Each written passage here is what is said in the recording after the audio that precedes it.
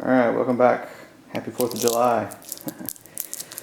Anyways, quick video update. I don't really remember where I left off. So here's the wings, the gears in, secured the brake wire with a piece of clear tape, and then kind of set it over on this side with a little bit of slack, and then a dab of canopy glue to hold the wire in place. There's a channel on this back side here that when this closes, it allows, there's a gap, and then I ran both the motor and brake line into a hole with a rubber grommet.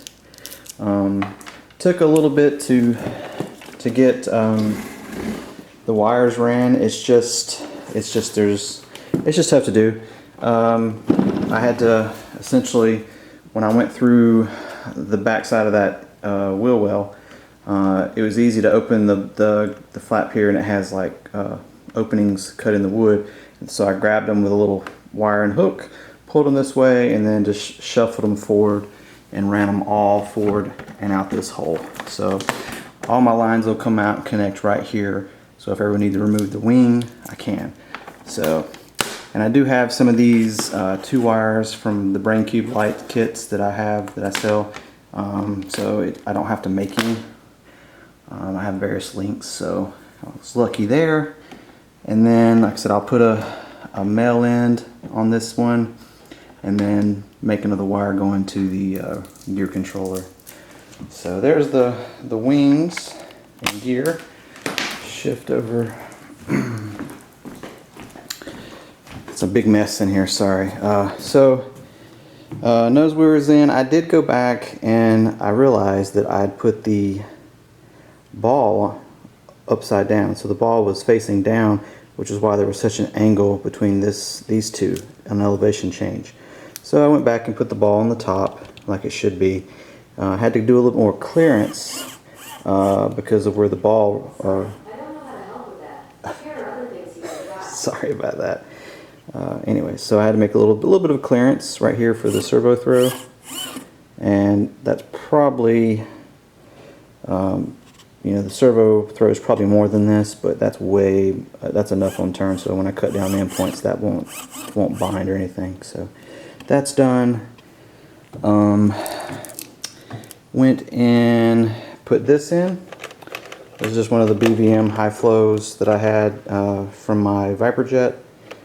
It's way bigger than it needs to be, but I use these on everything because I have a bunch of the flags, and my taxi tank plugs right into this too. Fuel tank is done and plumbed. I did this kind of a setup instead of running them both out of here. That way, it was just easier to do it that way. So I'll have to make a loop up here with the line so it doesn't, you know, when you fill one up, if you don't put a loop in here, you end up splash around and fuel will spit out. So don't forget to do that. After that, what did I do?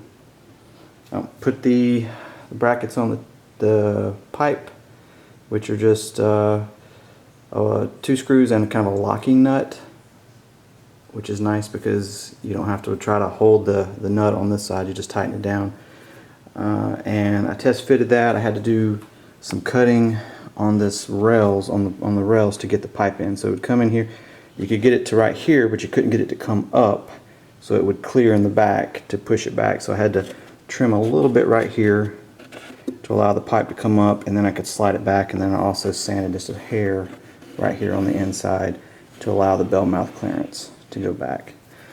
And then after that, what I just did today was I took the rear mount and I just colored it with a Sharpie because the inside of the tail is painted black, and I just took the Sharpie, painted the little back pipe support black, and glued it in with some kind of quick setting BVM epoxy stuff. Let's see here, the 9850 or 9580. So, and it's in there. So it looks pretty good.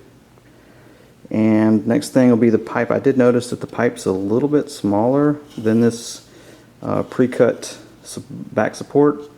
So what I will probably do is just take some real thin, maybe take a piece of the light ply and pull the plies apart and cut strips, and then just kind of tuck them in around the pipe and hit it with a little thing of CA to tighten it up, so that way it's not rattling around in the back. And already kind of put the motor in here, just kind of seeing where I wanted it, and I want it as far as forward as I can, just because of weight purposes, because the tail is kind of heavy.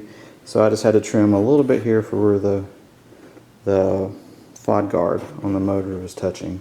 And even at the thickest part of this, I will still have to make a little bit of a mount extension. So I'm just gonna take, this is like, that's probably a little over 1/8 inch, whatever they have that I can find that makes this size, and I'll probably just glue, just probably only need maybe 1/4 of an inch on both sides, if that. That'll probably actually be too much, so I'll probably have to cut some down. But I'll glue those in real quick, and then get the motor and pipe mounted. And then after that, flip it over. Oh, and I am gonna, before I put that stuff in, I'm gonna take care of the wires. Put some fire protection stuff in there, some ceramic blanket, aluminum tape to kind of hold it in place, things like that, and get the wires ran up to this area. That way I can go and put the tank in. I don't have to worry about routing stuff. So that's a quick update and everything. So yeah, I'll get back to it. You guys have a good 4th of July.